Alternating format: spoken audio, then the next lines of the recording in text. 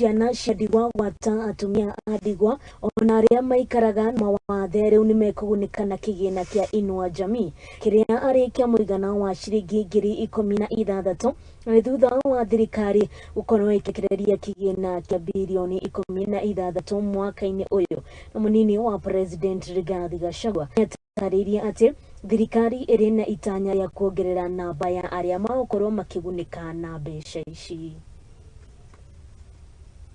Here today for the release of the Inua Jamii funds.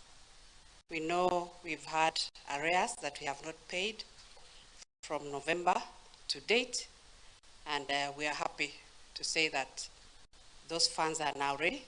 Government has released, Treasury has been able to give us 16.7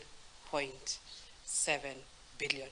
Beneficiary will receive Kenya shillings 16,000 to be paid in 2 tranches in June and July, being payment for 4 cycles, namely November to December 2022, which is